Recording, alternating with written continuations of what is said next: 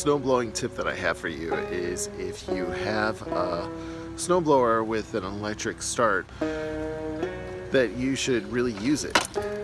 The pull cord on our snowblower, it gave out, no longer works, so I just use the electric start all the time.